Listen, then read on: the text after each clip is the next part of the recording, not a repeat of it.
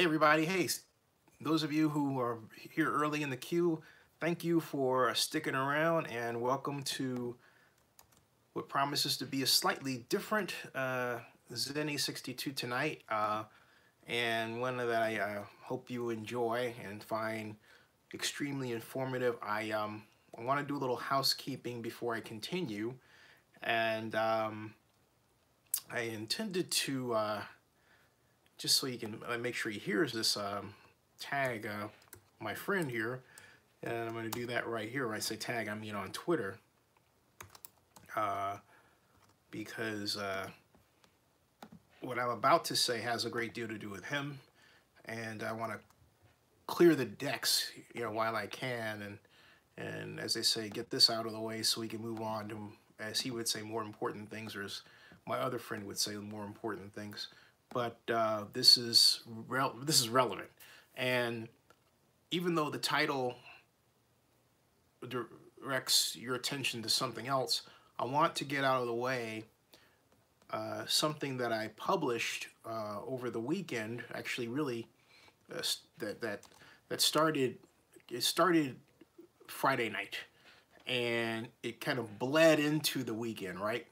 And if you haven't seen it, I'm going to assume that you haven't, because it's arrogant for me to think that you've seen things if I haven't shown it to you, or maybe I don't have your email address or your connector. Broadcasting the news is something that you have to do all the time. And this is that something, okay? So here it is, folks. This is...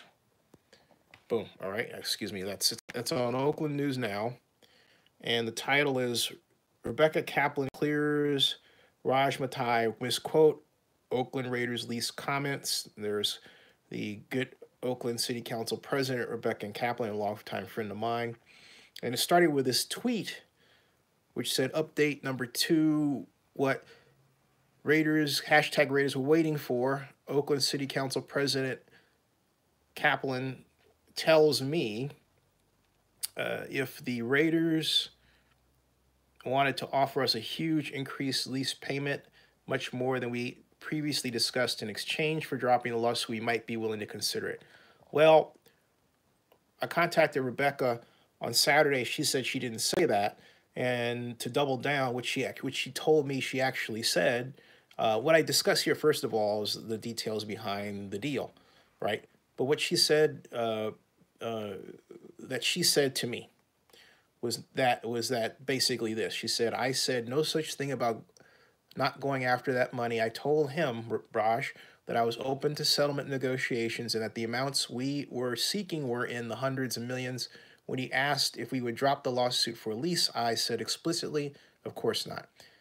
And that we would possibly consider settling the lawsuit for a huge amount of money, which I explained was in the hundreds of millions. He kept the word huge, but left out hundreds of millions, and left out that would be settlement in addition to a lease, not dropping it for a lease. So her words, I didn't try to adjust it. And these are our actual texts that Rebecca and I exchanged. And then below here are the texts that she exchanged with Raj, or at least most of them, okay? So at the time, I said that I didn't reach out to Raj for his statement because even though I did later tag him after I wrote this, right? But I hadn't initially reached out to him because when I had in the past, he hadn't gotten back to me. Well, this time he did call back, and he did so on Saturday, and we arranged to have a conversation on Sunday. He called me, and we talked. We had a great talk. I've always considered Raj a good person, and a person that at one point I knew well and talked to, and I guess things happen and whatever. I think among them also this kind of competition that happens in media. But what he said was he wanted to make sure that we were on the same page. And what happened, and the reason why I'm speaking in this way is there is an aspect to this that I think Raj needs to come out and explain himself, okay? And okay, but the bottom line is that is very simply that Raj did not understand the deal to the extent I do. And that's because of the fact that, first of all, I actually worked in the city and I was part of the giant set of interrelationships that took place that form what we call the history of this deal, okay? Specifically, I was economic advisor to Oakland Mayor Elihu Harris from 1995 to 2001, which encompasses a lot of history. And also came to within 8 NFL owner votes of nearly bringing the 2005 Super Bowl that was in Jacksonville to Oakland. So right now, I will remain the only person in Oakland history to have ever formed a Super Bowl bid for Oakland. Uncelebrated, but a fact. So, but I digress. So, because of that and other reasons, including the fact that I've served as an informal consultant to a number of council members, Alameda County Board of Supervisor members, including Nate Miley, heads of Joint Powers Authority, including the current one, Scott McKibben, executive director, who I really moved heaven and earth to help get hired, who helped me on the Super Bowl. With all that, you know, I have a unique perspective on this deal. Plus, I'm alive, okay? I want to remind people, this deal is now well over a generation old. I'm talking about the Raiders deal that brought the Raiders back to Oakland from Los Angeles. And there's some people who died, okay? There's people who are no longer with us. For example, Charlie Santana Sr., who is Alameda County Supervisor, who was instrumental in the deal, bringing the, not just building the Coliseum, but also bringing the Raiders back to Oakland, passed away a long time ago. His son, Charlie Santana Jr., is a good friend of mine. And Ezra Rapport, who was the architect of the Raiders deal, moved on, had a very successful series of jobs in what I call the Bay Area, transit, management, mafia, okay? And he survived cancer. I believe Don Parada sort of checked out of everything. I don't know if Ed DeSilva is still with us or not. I believe Ed DeSilva passed away. George Rukasin, who was head of the private Coliseum board that helped bring the Raiders back originally, only to be moved aside by then Oakland City Council President Ignacio de la Fuente, has left us some time ago. So there aren't a lot of us around. Mr. Davis, Al Davis, is gone as of October 8th of 2011, okay? And what's unfortunate about that, aside from the fact that he's gone, is that his son, Mark Davis, told me personally, I don't want to hear about the past, when I first met him. So there aren't a lot of us around, folks, okay? And John Russo, Oakland City Council member, great friend of mine, is now city manager in Irvine after serving as city manager in Riverside, okay? So I mean, I can go on and on and on and on and on. And so that's the wealth of experience that I bring to the table that Raj doesn't have, because he, and you know, I'm not gonna at all denigrate or dismiss Raj or his background. Raj worked for the National Football League from 1990 to 1994, so he knows a great deal of NFL politics. Could have had continued on with the NFL, and no matter how far, who knows how far he would have risen, but he wanted to be a television broadcaster, right? And so now he's the principal anchor for NBC Bay Area, okay? So, you know, he just has a different path, okay? And that's what bothers me, is that we all don't come together like we should. And if I have a background here, then you know, call me and bring me on and say, this is what happened, right? That's the kind of conversation Raj and I were having. And we agreed to exchange information. Now, let's see how that works. Let's see if that really works really well, okay? Because it's important you all are informed, all right? I'm going to get to your comments, because there are a lot of them right here, and before they get too far beyond me. Will Pender, how you doing? Will says, time for Raiders in Oakland to part ways. Just get it over with. There's a message that's held for review, so I'm going to by Osmondias. All right, fine. And says, subscribe to Xenia62. Thank you. Very appreciate that. Rob Iman, how you doing? Rob says, I think Raiders return to the Coliseum, but the JPA makes them sting a little with higher rent for the next 2 years, which I'm going to get to in a second. Steve Simmons says, you call it right on the money. As much as I disagree with you, and Raj Mathai said that the Raiders were playing in San Francisco. You came on and said it's not happening. Well, it's not, you know, Steve, I appreciate that, but I don't. Here's the reason. And look, let me explain that, okay? This pain that you see in my face is because in this society, and I think I'm going to write about it on a blog post, with respect to the business matter, these business matters in sports and relocation, and I believe there's some other similar comparable examples in terms of our discussions regarding the business of sports. There's always this tendency to bet or to say, well, you were right. The question isn't whether I was right. The question is why, okay? Not enough people understand why. And so because people don't understand why, we get situations like the one that I'm talking about between Raj Mathai and I and Rebecca, okay? Raj didn't, I think, forgot cognitively. Once I said it, he was reminded of it, but he forgot that the lawsuit, actually, I don't think he really knew it. The lawsuit that's filed by the city of Oakland does not include the Coliseum Joint Powers Authority, okay? It does not. It doesn't include the county of Alameda. It was just the city of Oakland.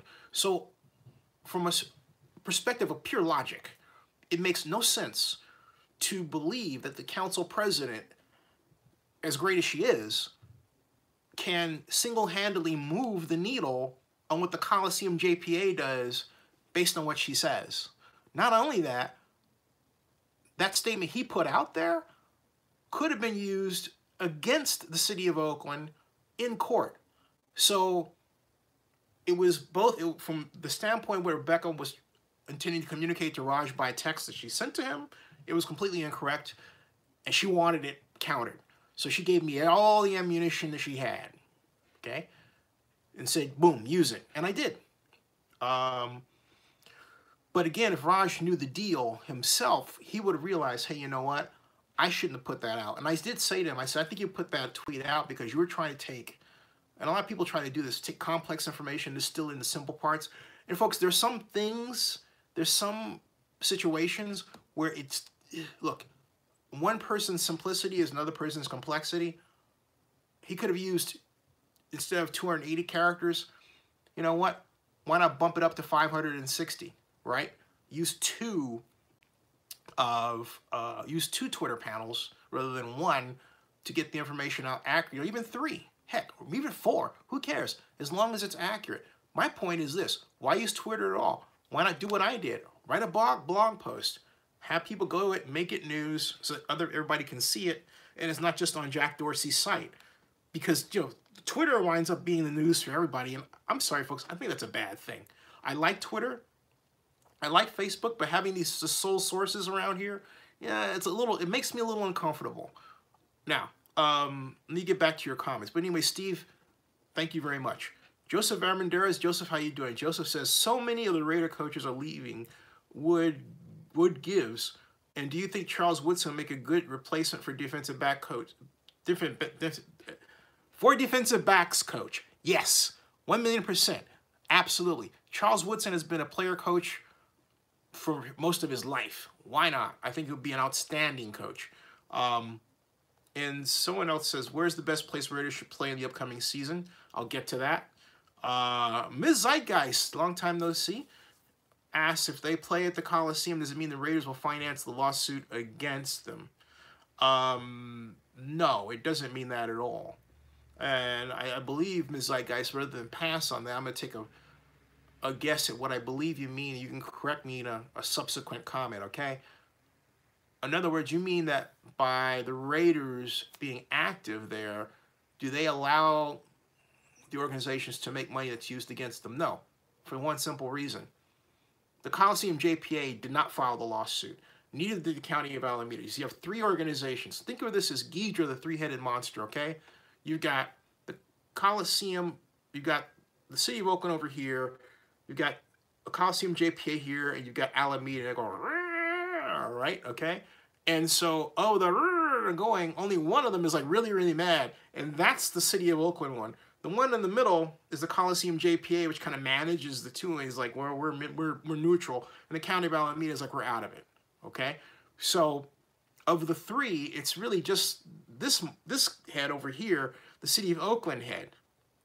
And so the Raiders are playing in the stadium. Yes, the City of Oakland gets some money, of course, but what everyone tends to forget, and I'm going to get to in a little bit, is the fact that the Coliseum JPA, which includes the revenues from the City of Oakland and the County of Alameda, because of the money they pay in to the bond issue and the residuals.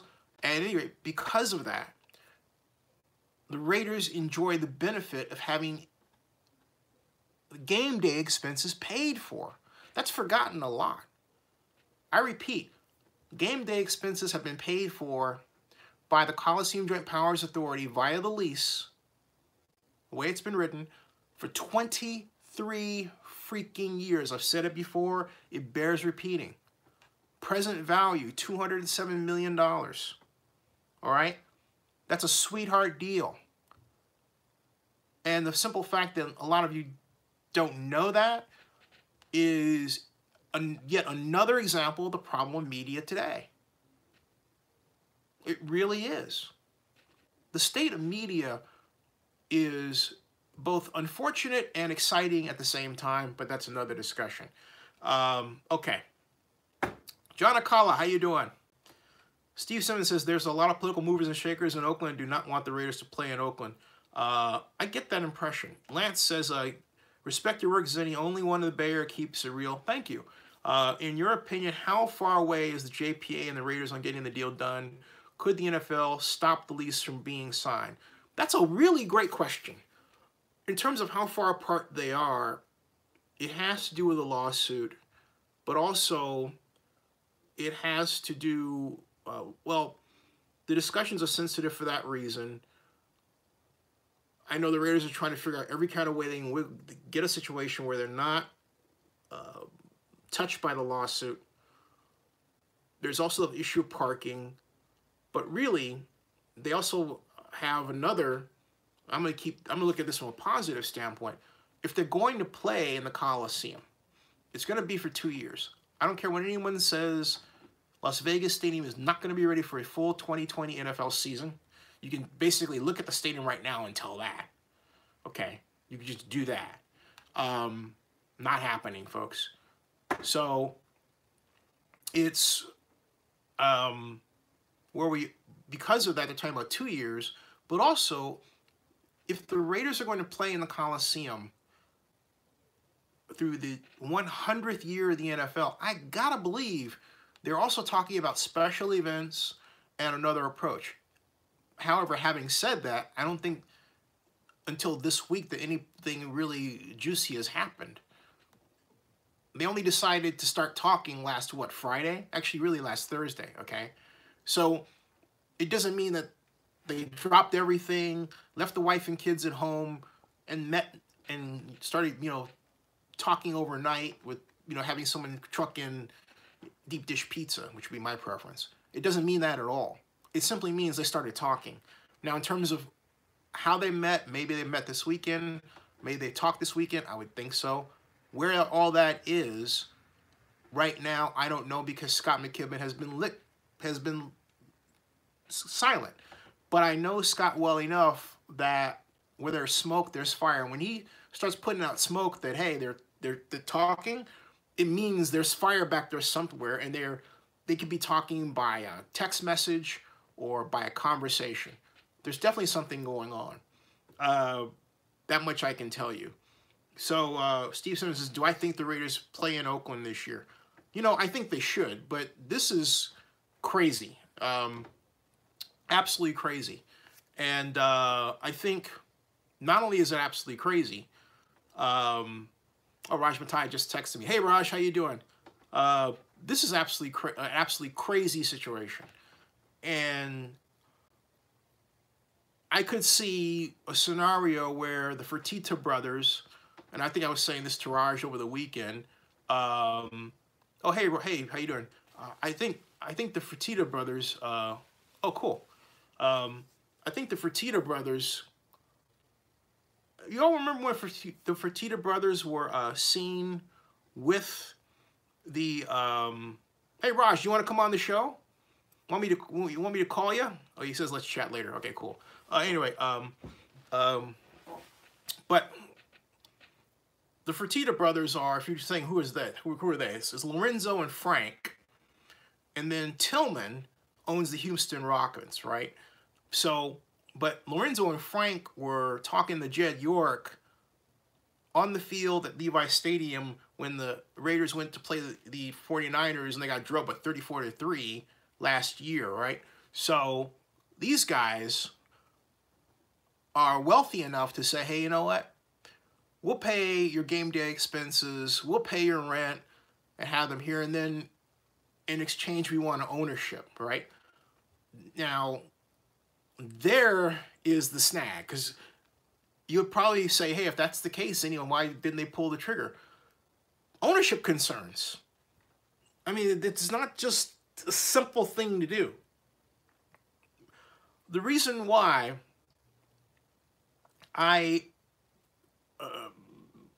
when someone says, oh, Zinni, you're wrong about the relocation, I think, what do you mean? It's conditional. It's conditional, folks. It's conditional on a lot of things. And no, I'm not saying it fall apart, but it is conditional. Something could go wrong. And now you have these vultures circling around like, hey, maybe we're interested in owning a part of it because we've got more money than you have when you need it, Mark Davis in Las Vegas, right? Those Lorenzo and Frank were one of those types of people. Sheldon Adelson, of course, was the other. And the Raiders do need that money. They only have one founding partner right now. They need 11 to 14. Falcons had 11. They raised well over, $1.2 billion in sponsorships. And we're arguably further along in terms of getting their founding partners at this point than the Raiders are with their stadium construction, all right? So, at any rate, do I think the Raiders play in Oakland? I think Oakland's their better bet.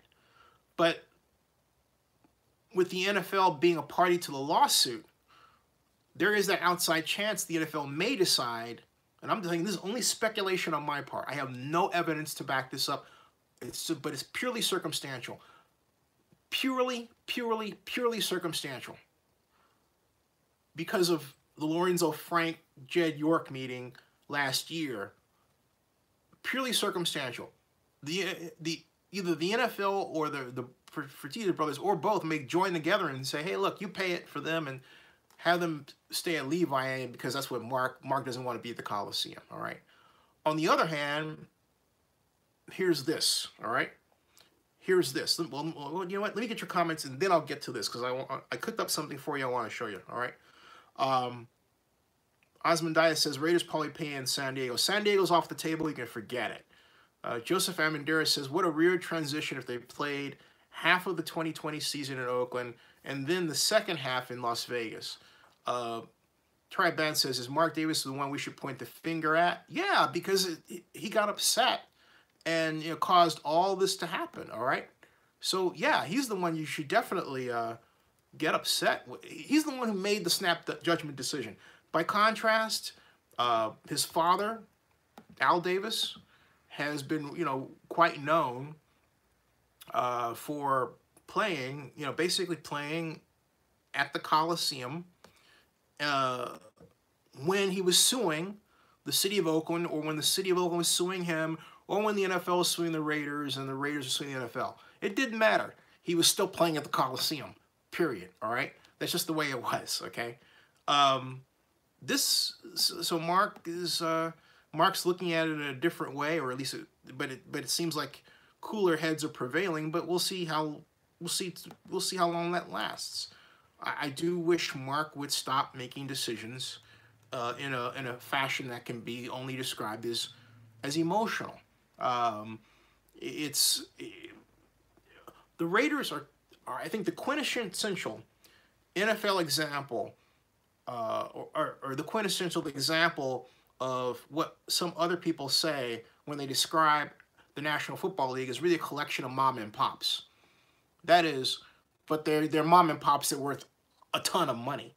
But at the basics, they're like your storefront. You know, oh, you've got, you know, mom and pop here, and you got the sons and the grandfather, and, you know, they all have this relationship. You know, that's the NFL. Look at them. Look at the Chicago Bears and their ownership is another example. But the Raiders are yet another example of it. And like a lot of mom and pops, personal foibles get in the way of making the right decision that commands billions of dollars, millions and billions of dollars, okay? Ms. Zeitgeist says, Felger and Mass were the ones that mentioned Ron Borges saying the owners set Mark up to go bankrupt in Vegas. That's where I heard it from. John Acala says, you think the Raiders will know where they'll be playing by the next owners' spring meeting in March? They better.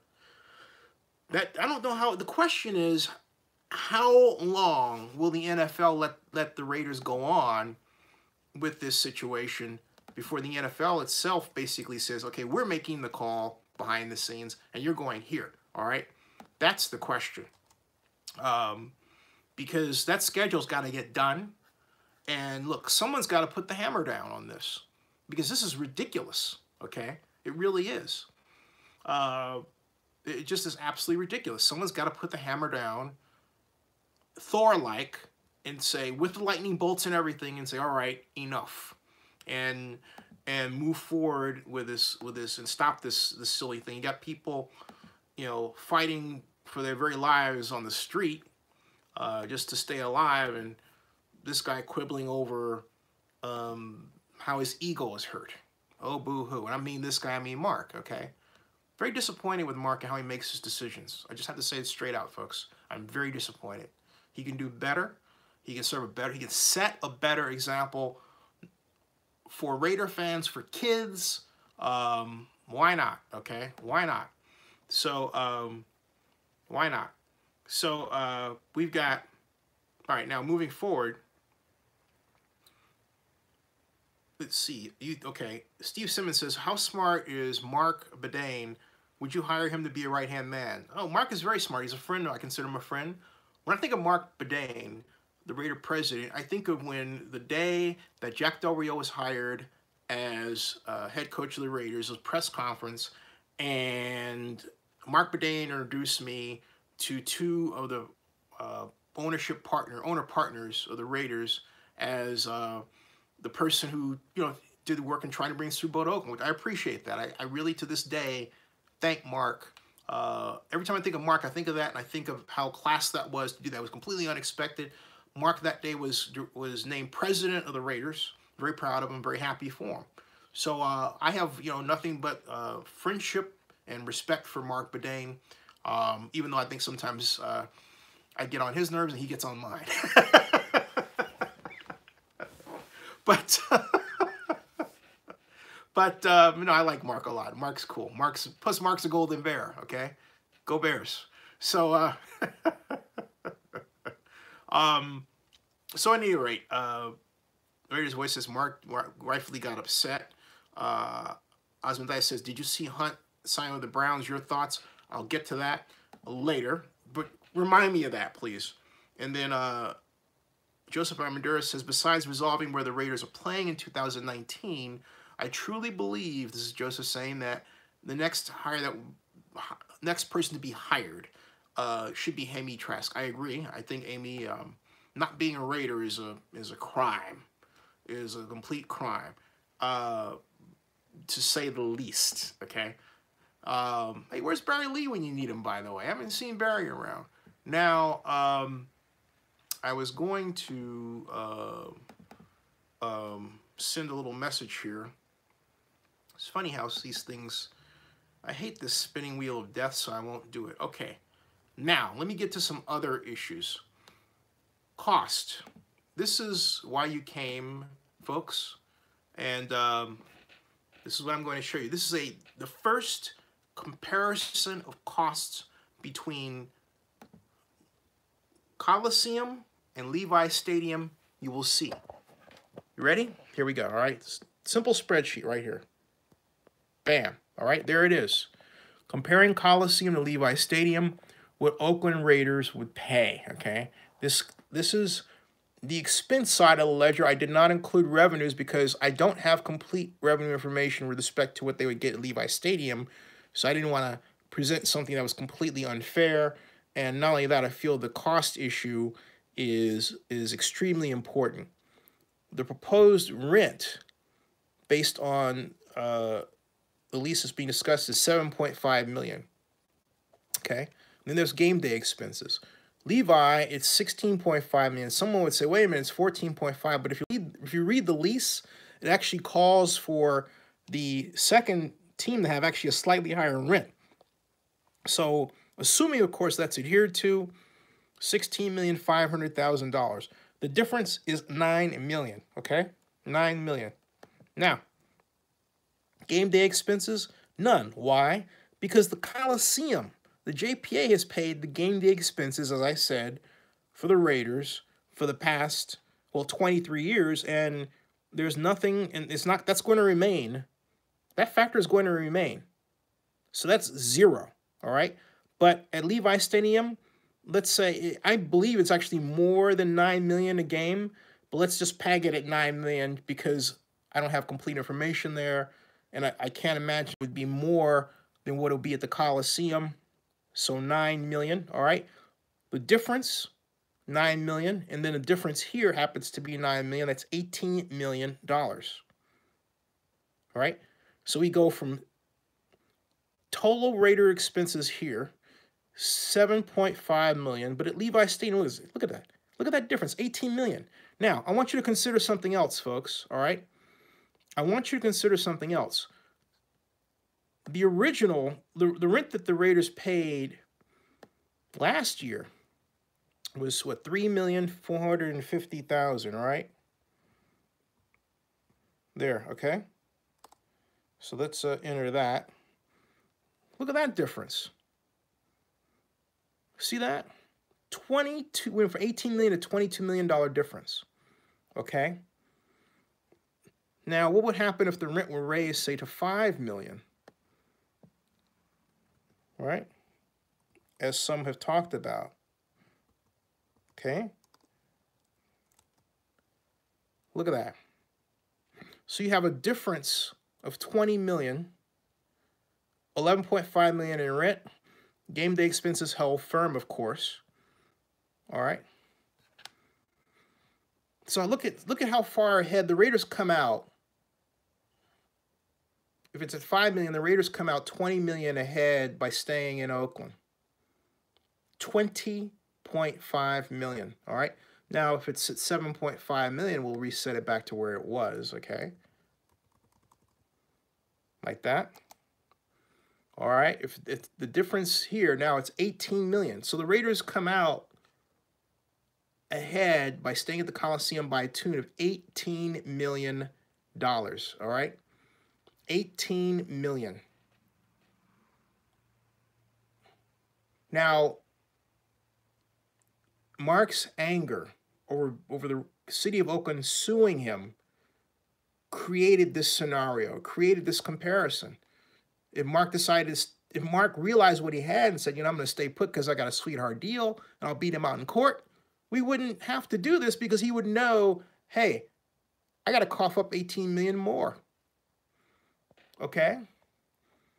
And not only that, folks, in Las Vegas, he's looking at something more like this than that.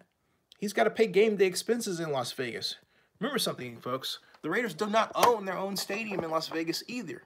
For all the yada stuff about the Raiders wanting to own their own stadium, for all the boo about the Raiders needing parking for tailgate, there's some interesting developments going on in Las Vegas. And I will say, I will simply lay out this, that I'm writing. I will write this, that and this comes from Vital Vegas, all right? This comes from Vital Vegas. Great blog. Scott's got a great Vegas blog. He's a friend Haven't met him in person yet. I'm writing online now. Okay, and whoops, excuse me. Oops, 62. See, I'm just writing 62 YouTube. So anyway, but at any rate, there is a rumor that Scott advanced the Vital Vegas, which goes like this. You work with me here. Pay attention, okay? Pay attention. You know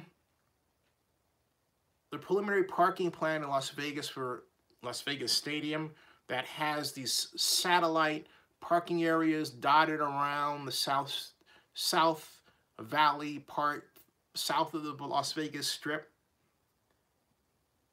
There is a feeling, okay? There is a hypothesis that the real intention, listen to this, the real intention of having all of these parking facilities dotted all around is to basically discourage tailgating, all right? To discourage tailgating. Why? Here's why. Because tailgating means that you buy food from outside the stadium because you're coming inside, right? Which means they don't make any money, right? Right. So the idea is to discourage you from tailgating and bring you into the stadium and make it more likely, theoretically, that you're going to spend money for food in the stadium. Now, is that, I mean, I can't think of that as anything more than the Las Vegas influence on the Raiders. In other words, hey, just gouge, baby. Okay? That's it. I'm not kidding you. I credit that to Vital Vegas. I saw that and I went, wah! So the Raiders, think about that. We went from, in the Oakland discussions, and if you followed this, you know what I'm about to say. Mark Davis said, I have to have parking to maintain tailgates. Tailgating is important. The parking can't be across the freeway. It's got to be next to the stadium. Remember all that stuff? Remember all that stuff? Remember they wanted the land. Remember all that stuff? As Joseph just wrote, tailgating is part of the football experience. Hey, Mark Davis said the same thing. But what's happening in Vegas is showing that Mark Davis, for some reason, has either given up on his pro-tailgating principles for some reason, or was just misleading us to begin with, or some combination of both. Or maybe he had to give up his principles in exchange for something else in Las Vegas. Whatever the case, the talk is the Raiders are trying to discourage tailgating. Wow. Wow. I mean, think about that, folks. Think about that. As Ms. Zeitgeist has just written right here, it's no fun tailgating in triple-digit Vegas heat in August and September, not like the mild Bay Area weather. True. Lance Davis says, I mean, considering what they had planned with Coliseum City, yeah, it would be fine. All right. It has 32 Assassin. Haven't seen it in a while. Ads plus ingress, egress. Cowboy Wrestler says, Lance Davis, I'm looking at the Coliseum sign on Google right now, and you're right, there's plenty of room. Patrick M. Blackman, how are you? Lance Davis says, I'm working backward in comments here, I'm reading, folks. Cowboy Wrestler Z, there's hardly going to be any parking at the stadium in Vegas. 2,400 spaces, if that. And I'm sorry, folks, that stadium is behind. All you got to do when you go and look at the Raiders website and the live cam, look at the stadium on the opposite side of I-15 and look at, heck, you know what? I'll just show you in a second what I'm talking about. Wait for that's pulling up. While I'll pull this up. You got to see this, folks. All right. Now, now I'm getting the other comments here. By the way, Kyler Murray to the Raiders. I can't see that.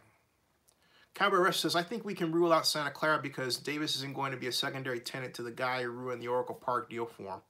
You know, Cowboy Wrestler, I didn't think of it that way. But that would be very Mark. It would be like, you know what? You didn't give me terrible territory. It's up there. So I'm not coming to you. Heck with you. Now I'm going to Coliseum, you know? I cannot remember a time in Raider history when the Raiders' image was tarnished this bad while they were in the Bay Area, okay? Someone might say, well, gee, what about when they were getting ready to go to L.A.?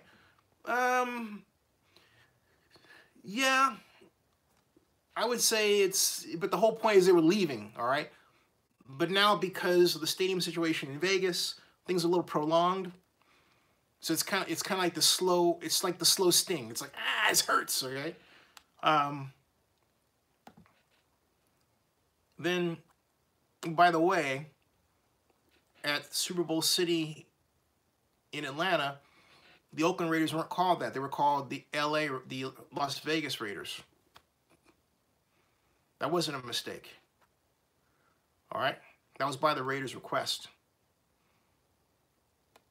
And Corey Brown says, so that thing about the Raiders not wanting to play there because all the 49er themed colors and things not so true? Well, Jed personally told me that wasn't an issue for him. But he did tell me in the same conversation that was an issue for Mark. Meaning, hey, he's willing to work it out, but at the time, Mark Davis wasn't thinking about it. Lance Davis says, the city of Oakland is not at all to blame. It's Mark's fault for being broke as well. Both their fault.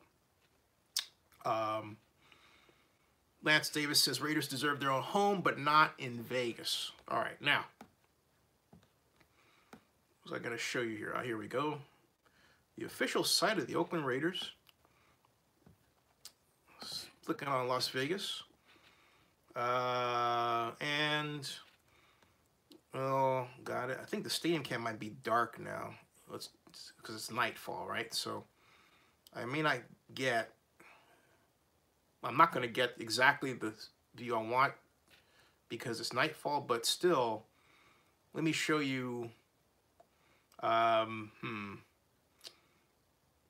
see if there's something archival I can point to. Let's see, this view 1. Maybe they have something from the day. And they don't. All right, so I'll just go back to the live view. I'll tell you where you should look. I'll just point it out to you. It's dark right now. Maybe I can go back a little bit in time here. I might be able to go back a little bit in time here to show you what I'm trying to explain.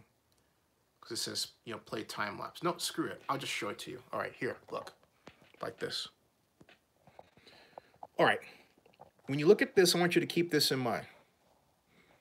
This is I-15, right? The street back here is Polaris, okay? You've got, I believe that's Hacienda over there. No, Hacienda's down there, and no, Russell Road's down there, and the Hacienda's over there. Yeah, okay. This quadrant right here, starting here to here, at the back, not the front, the back.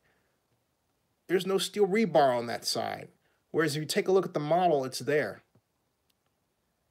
Okay? There's a lot of gaps that have to be filled in all around here. The structures that have to be built regarding supporting the roof. The seats have to be put in. I mean, there's all kinds of stuff that still has to be done. It's going to take quite a while. All right? So, just the way it is. And the only reason I keep pushing this is because there should be no shame in saying, hey, you know what? We're not going to open for a full 2020 NFL season. So what? So what? They don't. Big deal. All right? Big deal. So we've got Joseph Armendariz says, oh, Lance Davis says, it's a family event when you tailgate here in Oakland. It's like the whole community gets together and has a good time. Joseph Armendariz says, Raiders 1967 has a YouTube channel where he films the updated construction site. Yeah, I've seen it. The trouble is that, and I think it's quite a resource, but he doesn't have the appropriate comparison. In other words, where the stadium is versus where it should be, right? Having said that, I think he provides a fantastic service. Now, Cowboy Wrestler says, basically, if the Raiders accepted the Santa Clara deal a while ago, they would have been the Jets. 831 Scott, hey, 831 Scott, how are you? He says, what's next? Slot machines in front of the urinal so they can rake in cash while you relieve yourself? Oh, he's talking about the whole parking, price gouging thing. You know, that's not a bad idea. It's not. I mean, you know, why not? You're out of your own. You want to play a little slot machine? You may very well be able to. I'm not saying that's going to happen. Okay? I'm not saying that's going to happen. I'm just simply offering that it's not a bad idea. I'd put it in there. I would. Why not? That's a fantastic idea. Because, look, you can... Not only can you play, right? Or maybe you can bet on some aspect of the game while you're, you know, in there, okay? But everybody's cracking up. But I'm serious here, folks. But then I can use that since I've got your attention. I can send out whatever message I need to send out about dinner specials, the next Raider game, don't drive drunk, you know. So if you're actually, which is actually pretty good because if you're at the urinal and you're drunk, I have a way of reminding you, hey, you know what? You need to chill before you get out of here. Otherwise, we will arrest you. But, okay, there's a lot of messaging you could do there that would be really valuable. I'm just saying. Why not? All right. So, 32 Assassin says, bigger embarrassment to keep saying 2020 they're not delivering. Yeah, well, you know what? It's a bigger embarrassment to lie. It really is because of the energy and expense of just pushing this date out. And if it's not going to happen, people will appreciate authenticity rather than phoniness. I mean, consider where we've been already. Initially, we were told, well, the stadium will be finished June of 2020, and there's a 3-month move-in date. So June, July, August. That's what the original document said. Okay? So we went from a June completion to July 31st, substantial completion. What the hell does substantial mean? Substantial, okay? But again, it just seemed like people forgot the whole 3-month movement date. I didn't. So you all are moving it back from June. I'm saying the Stadium Authority folks. I'm moving it back from June to July 31st. Let's call it August, all right? From June to August. June, July to August. Something, okay, August, September, October. All right?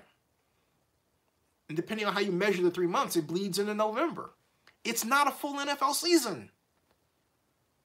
You can't move one thing back and then say, oh, you know what?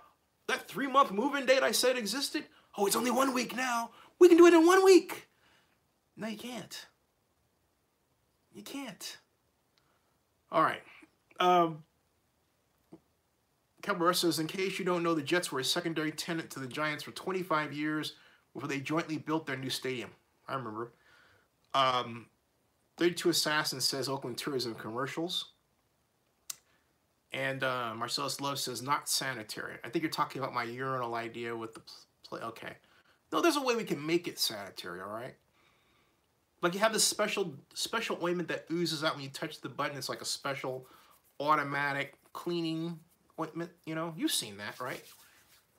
You get to automatically clean. You clean your hand like this, right?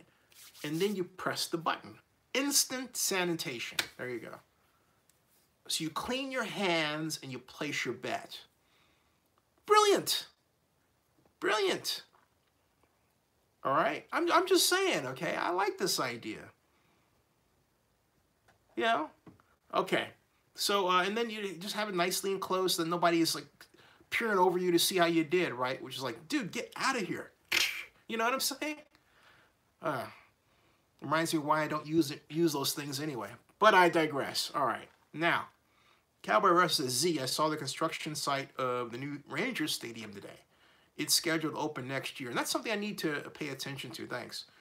Sean Watson, how are you? Sean says, whenever I hear things, I check with you first. Hey, thank you. I appreciate that very much. Thank you. This is fun stuff. You know, it's fun to discuss. And that's why I don't like betting, because there's so much to talk about. There are all these stories within a story. There's all this history that's come before us that we've just forgotten and haven't talked about. And, you know, it's sad. It really is. And I thank Raj Matai and also my friend Larry Beal for reaching out and calling, because, you know, I've said it before, you know, and as Raj is fond of saying, we all are in this together. We're on the same team, and we are. But to me, same team means, hey, if I put out something there, just say, hey, you know, blogger Zinni Abraham says this. And I say it just like that because Larry Beal of Channel 7 did that, but he did it when I was writing as a blogger on the City Bright section of sfgate.com. So the minute I got there, it was okay to say, hey, now Zinni is, you know, worth talking about. But when Zinni has his own company, he's not. I mean, how ridiculous is that, okay?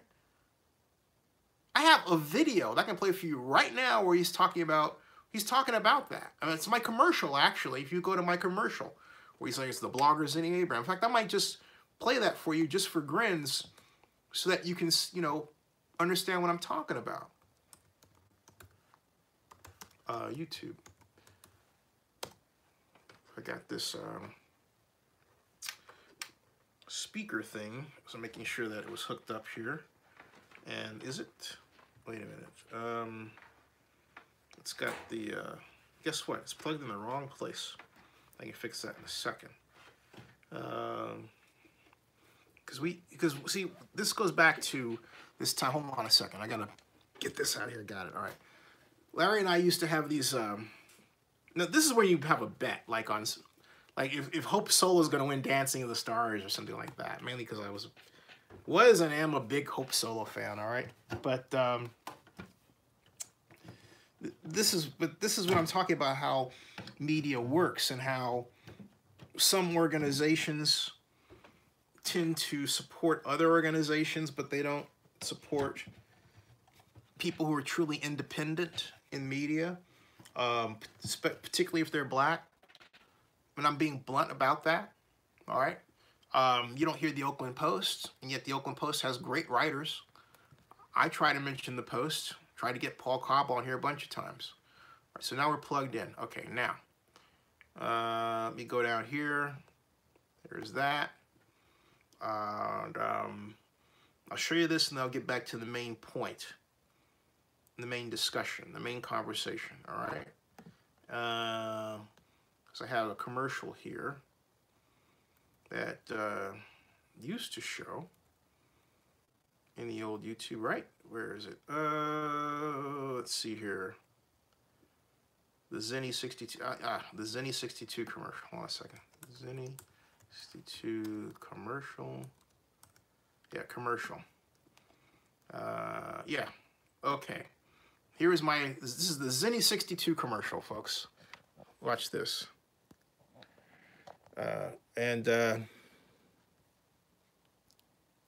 That's Gary Busey.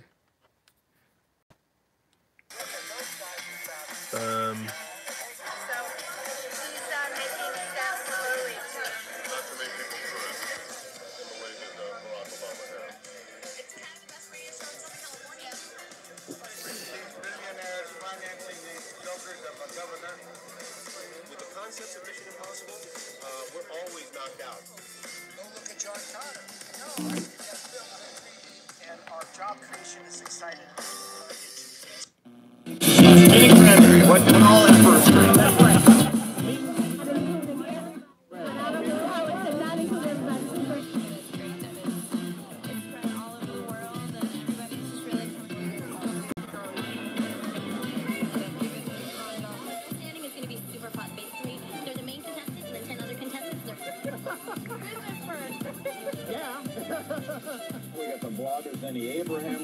See, right there.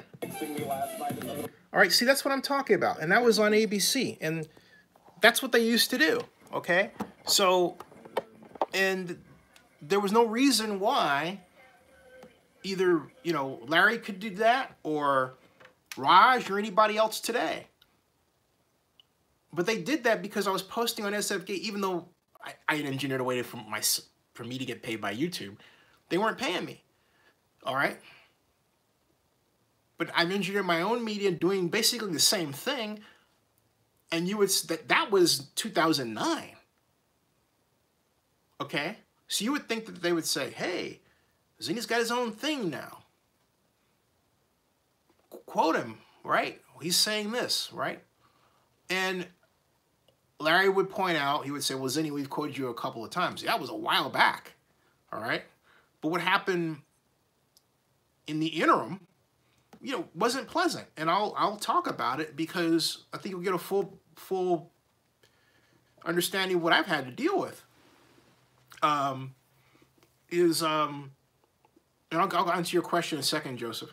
But the day, I believe it was the day of the week, one of the days of the week, it was the Wednesday of the week that Raj had put out the other tweet about the lawsuit being filed, but it wasn't. There was a lot of chatter, a lot of activity, but I had longtime friend, former Oakland City Council President Ignacio de la Fuente on to talk about it. Prior to that, I had Oakland Alameda County Coliseum Jet Powers Authority Executive Director Scott McKibben on Livestream. And you can see me looking down as I'm talking with Scott, listening to him. I'm texting Ignacio. And I'm texting other people. I'm texting Noel Gaio. I'm texting Chris Dobbins. I'm trying to get everybody to say, hey, can you go on live, right? Can you go on with me? I get Ignacio. I get him. Later that night, I get a call from an ABC producer, not Larry Beal. I'm not going to say the name. I talked to Larry about this on the weekend because I never talked about it publicly until this is the first time, all right? And so this person said, hey, so is Ignacio, I think I did talk about it once before, but it's worth talking about it again. Hey, so did Ignacio know that you were talking with him on live? And I said, of course. I said, and he says, yeah, well, you know, it didn't look like he knew to me. And I said, he did. And I said, I was trying to get a hold of him. And then something in me just went, and I said, wait a minute. Why would you doubt me? I don't work for you. This is my media company. And he goes, well, I'm just trying to look out for you, man. I said, look out for me from what? What is it that you're protecting me from? I'm just looking out for you, man. I thought this guy was drunk. I also thought this person was a friend. This person passed himself off as a good friend, not a good friend. I'm just looking out for you, man. I said, how are you looking out for me? How are you looking out for me? I said, it seems more like you're trying to put yourself on high and direct me like you're lording over me, like it's like some sort of white supremacist thing. That's how it feels like to me. So then he says, rather than say, hey, you know, that's not what I meant, and I'm sorry, Zinni, you're a good friend, and yada, yada. What he says is this. He says, well, you know, I've defended you, and they've said all these things about you, and I've defended you. I said, I don't care. I said, you can say anything you want to. It just means you're not a friend. That's the conversation we had. And then I not only defriended this person from Facebook, I blocked them because it meant that they were so disingenuous that they were being a friend to me, but then also taking story ideas from me that then they would use for ABC. All right? That's wrong. Rather than saying, hey, you know, I'll quote Zinni, or hey, I'll make an arrangement. We'll pay Zinni as an occasional appearance guy or whatever. You know, that's what you do. I mean, or some negotiation like that. They could argue, hey, we pay you by mentioning you. Fine, okay, but that didn't happen. Instead, I got the ultimate. You know, I had the worst thing. All right. So anyway, that to me sounded warfare, and it made me work harder. You know, it made me work harder. I have a pitch deck out for my company. I'm trying to build this thing. A lot of you know that. A lot of you here have helped me do that. Okay. So I'm giving you the inside picture, part of it at least, of what I've had to deal with. So, and that's why I have been so aggressive, you know, because of treatment like that. Because I knew that thinking was out there. You know how you can sense something is wrong, your spider sense is tingling? Well, it was confirmed. Like when I came up with the idea for the hotel-based system to retain the Raiders, that and I got Piper Jaffray, investment bankers, and they said the numbers worked, and then people made fun of me, and a lot of people were in the media who ignored it. But then when I said, hey, you guys are a race problem, like Fred Rogan got upset. I'm not racist and all this. Yeah, but look at how you're handling this. How do I know? Okay. So, you know, how do I know? So my point is that I'll give you a picture of how I've been forced to wage a battle against people that in a number of cases I thought were friends, and I've been friends too. If you're watching this, don't treat people that way, okay? Because everybody loses in media. The people who want the right information lose. You lose and I lose. No one gains from this at all. Okay, so back to my points. Or excuse me, not my points, back to your points, your comments.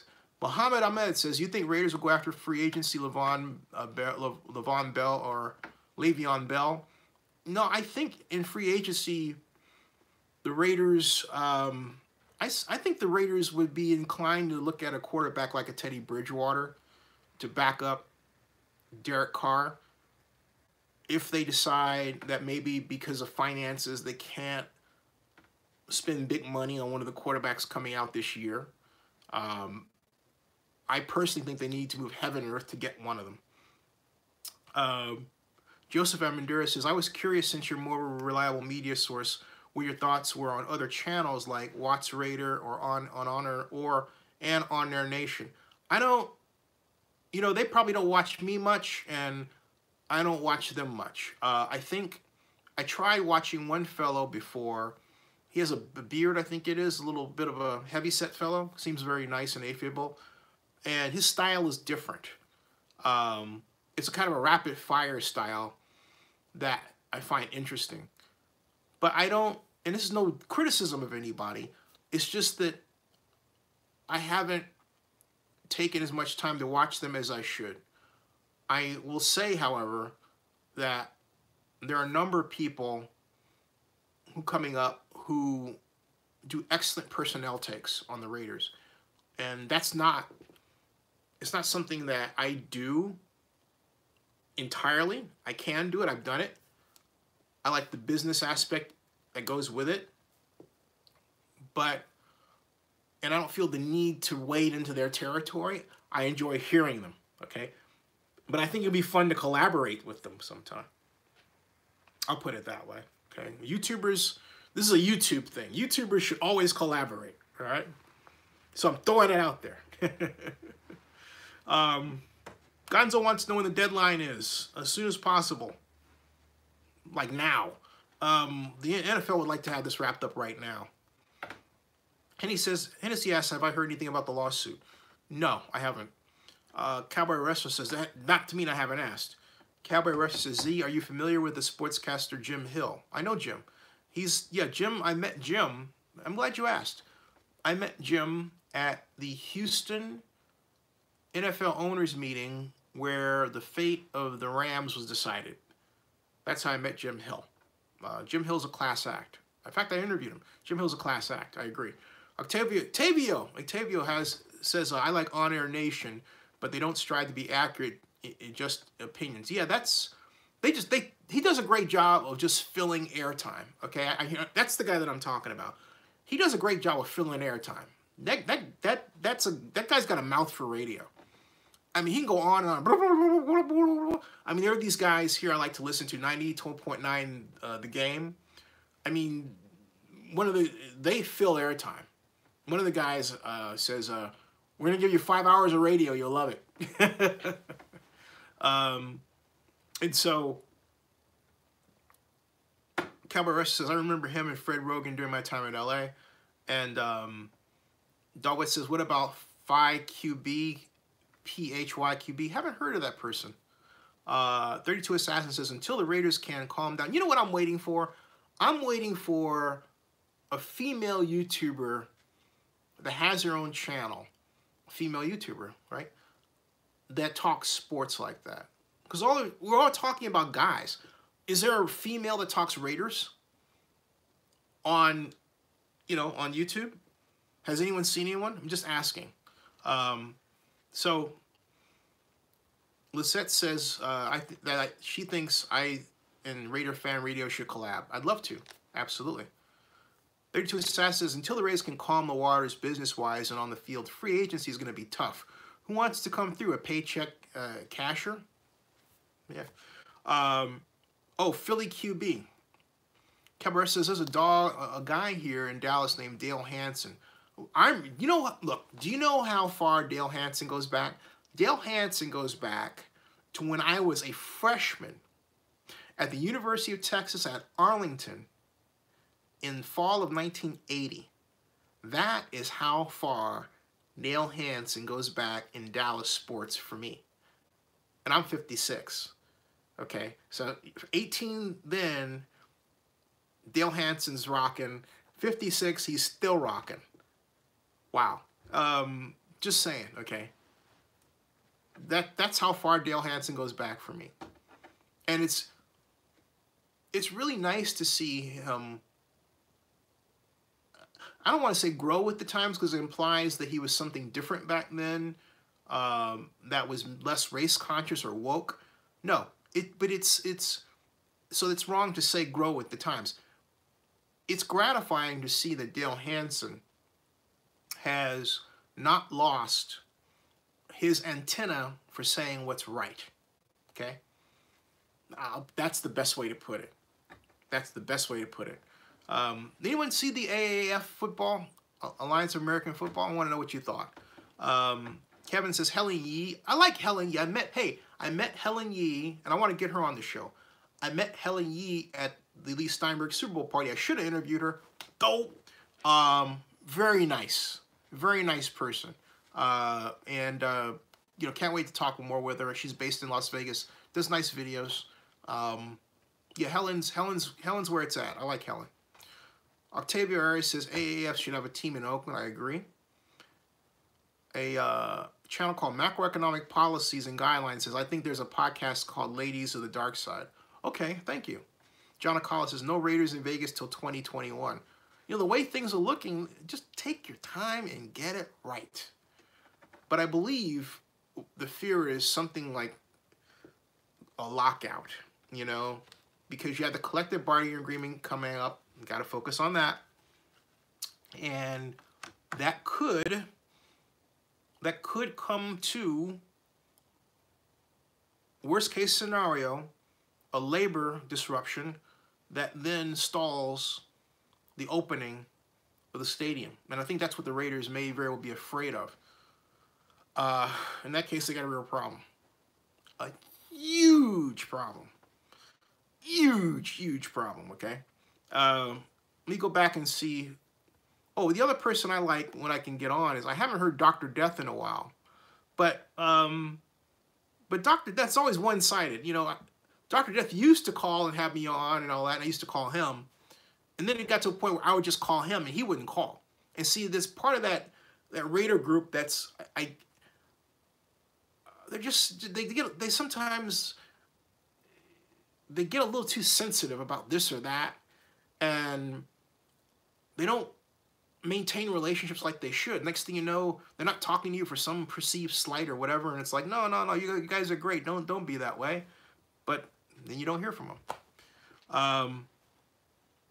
So Darwin says, please answer what? What is it? Oh, you're asking me what the Philadelphia Eagles. Dawitz, what you wrote was this. This is what got me confused. I apologize, okay? But look, you wrote this. Philly QB as our starting QB. Now, are you asking me who I think the Philadelphia Eagles starting quarterback should be? Is that what you're asking me? I think it should be Nick Foles. I think Carson Wentz is a China doll. All right, so you said please answer. Is that what you're looking for? All right. Cabrera says AAF was decent but needs some work. What do you mean by that? Joseph says, speaking of AAF, do you think once the Raiders leave to Vegas, Oakland should get a team and what should be called in the colors? Yeah, I think the Raiders should, excuse me, the Raiders. Interesting. I think the team should be called the Oakland, why not? The Oakland Invaders, and make them blue and gold. Cow colors, you know? Now, some of you, I can hear you saying, no, make them silver and black. All right, how about this? Let's make them the Oakland Invaders, and their colors are silver, black, and white. How would you like that? Rather than cow blue and gold, okay? Because it's kind of hard to mix, was it blue and gold, silver and white? How would that look? That might be doable.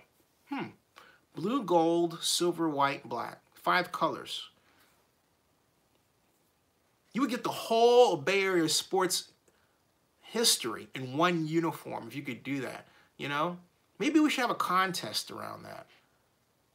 Blue, gold, silver, white, black. Yeah.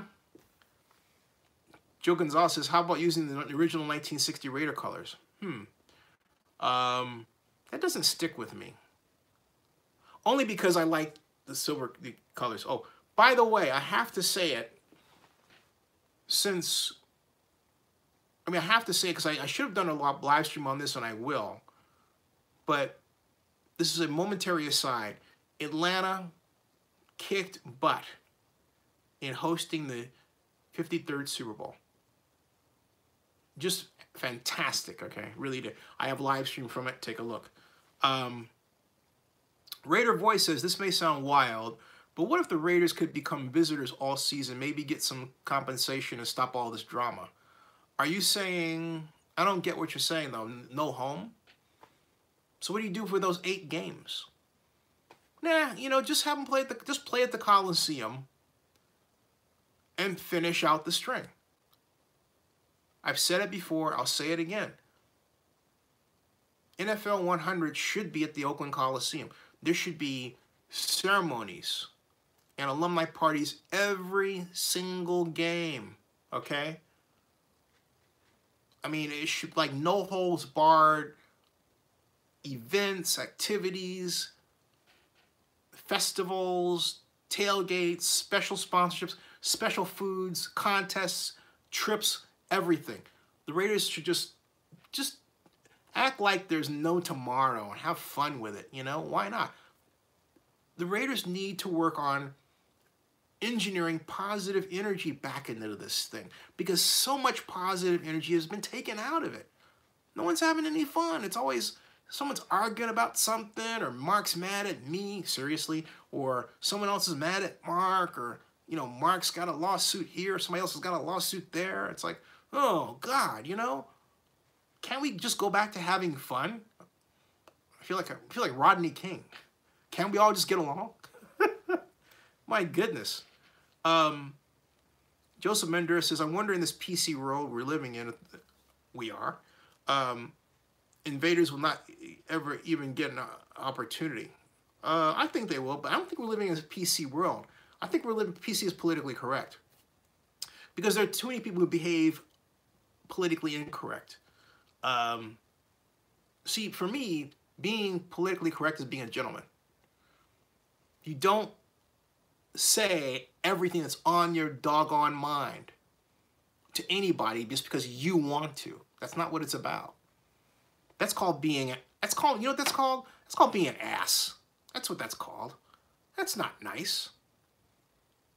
And yet there are people saying, oh, I want to say what I want to say when I want to say it. Good, say it to your therapist, you know? That's what they're there for. Unless, of course, you have friends, which you should have, that would tolerate you popping off about stupid things, friends and family. But if you don't have that, don't do it in public. Get therapy for those things. Oh, geez Louise, I don't believe it. Okay. 32 says Mark's skin is too thin for what? Cowboy Rush is a Z. I heard some great reviews about Atlanta hosting the Super Bowl. Well deserved for such a great city. I had a pleasure of going to a lot. Yeah, and Lee Steinberg's party was fantastic. A little crowded in that venue there, Believe Music Hall, but met some great people. Mike Silver put on a terrific party partnered with, was it Venue Media Group,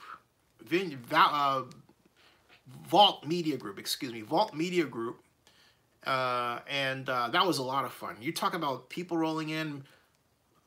Megan Alexander, my friend from Inside Edition, saw her, and you know, Chris Fowler, my goodness, Commissioner Roger Goodell waltzed through. Although he didn't come on the red carpet, he kind of went sideways. Boy, oh boy, who else came through? Shannon, Shannon Sharp walked through, and it was a lot of fun. A lot of people. The Rams cheerleaders were there. I got some of this on my video. The new head of football coaching at Georgia Tech came through.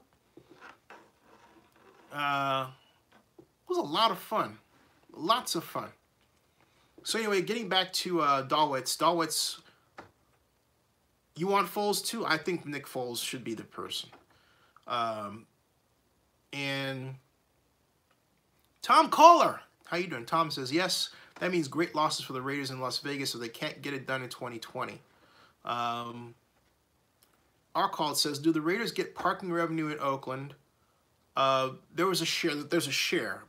He says, have the Raiders paid the 800, actually it's 900,000 plus they owe to the Coliseum for parking revenue? I need to ask if that's been resolved. I've asked before, and what I was told was in progress. I was told that 3 months ago. I need to restart that series of questions. Bigfoot Forrest says Trump is the best president ever. The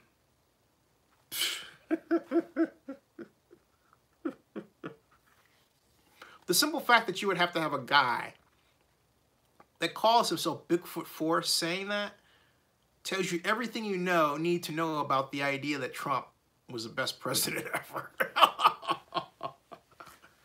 Oh, that kind of ruined itself. Bigfoot Forrest said it. Okay, right. A guy who hangs out in the woods wearing a suit with hair all over him, who makes funny noises at night. A hoax guy, Bigfoot. Gotcha. That's a true story, folks. Okay. That's a true story, all right? Anyway, John Collins says, my friend thinks that they can make up the time they're behind on the stadium, but I don't think they can. Doubtful. Hey, folks, it's 1:37, and I'm going to start signing off at, I'm going to sign off at 1:45, so I'm going to spiral down. Hey, Tom Caller, Bigfoot is, I think the last person who would have any real authority or say on that sort of thing, so I wouldn't even waste my energy. Just saying. Folks, I'll be back tomorrow. I'm working on some special guests. Saturday, I'm going to have Lida Music come on, talk more about her music. She's got some new tunes she's been working on. If you remember, Lida Music was the sponsor of Zenny62 Media's coverage of CES 2019 in Las Vegas, and continues that role for the rest of 2019. Yeah. And so on Wednesday, I'm working on having a special guest. I'm not quite sure who that's going to be yet. It might be my Wednesday or Thursday. I'll keep you posted, okay? Once I get it nailed down. And the special guest will be about the state of Oakland. And so it'll be one of those state of Oakland talks I haven't had in a while. Lance Davis says, "Oh, Zinni, almost forgot. Does Mark and the Raiders ever figure out where extra parking would be in Vegas? And if so, does that affect the money being used for the stadium?" Great question. I'll go back to what I said earlier before you arrived, it would seem.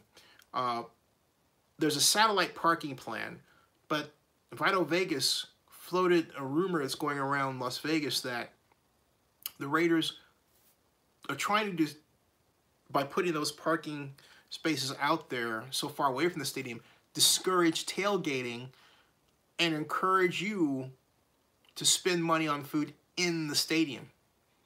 It's a very Las Vegas way of doing football, right? Hey, how can we get them to spend money in the stadium? All right? That's the thought that's going around. Now, does it affect the money being used for the stadium? That's the wrong way to think about it, because the right way to think about it is, how much is it going to cost? And I don't have the answer to that. The money that's slated for the stadium was not earmarked for, this is called external parking, external transportation infrastructure issues. Off-site, not external, but off-site. Those on-site infrastructure are, if you take a look at the stadium right now, everything that's being built on-site, the roads, the parking, that's on-site. The foundation itself, the drainage, that's all on-site infrastructure. Off-site infrastructure is what we're talking about with parking. And that's actually over the budget. That's when the people don't talk about, okay? The budget's really more like 2.3 billion right now, 2.2 billion, okay? It's not 1.8 billion. Whenever you hear that, just think, well, that's just for the shell, right? But it doesn't cover off-site infrastructure. And on that, the interchange, remember the I-15 interchange was supposed to be redone? Psh, scrap that. It's not going to happen until 2024, if that, okay? And hey, no pedestrian bridge either. All right? So, Rich Carl says, "Thanks, Zen, for the insight, even though I haven't commented." From Lake Charles, Louisiana. Hey, thank you very much, Pride and Poise. Thank you, Richard. And Lisette says, "How much longer do we have to wait to find out what Raiders' home will be?" Keep your eyes peeled. It's going to wrap up sooner rather than later. This needs to happen fast. The NFL needs to have this done to get to start working on the schedule, all right? And here's the reason why. The NFL has to work with the stadium organization to find out what its open dates are, and then match those open dates with Raider home games or times the Raiders are going to be away. Each time that Mark spends kind of screwing around with this is time that takes away from the NFL planning. So I know the NFL is kind of like, you know what, you need to wrap this stuff up right now. Right now. Right now. 831 Scott says, "The hotel tax still in the negative." The hotel tax revenue will never catch up with the bond debt the way it's structured. It's just not going to do it. Okay? There's not even a matter of saying, of entertaining a fantasy. It just isn't there. Possible Rosen trade? Interesting. All right. And Tom Collard, thank you for reminding me. Yes, no monorail. But do you know who is going to get a monorail? The Sphere. That's right. The MSG Sphere that, when it's finished, will be what? 300 and... I believe 300 and 330 feet tall, somewhere in there. One of the 330 feet tall, 500 feet in diameter around. Jeez Louise, man. Just wait till that thing's built. 2021, not 2020. Hey, thanks everybody. I want to thank everybody for tuning in. I will see you tomorrow. This has been a fantastic show. And thanks for your support in all kinds of ways. And God bless you. And God bless the United States of America. And God bless Oakland and Atlanta and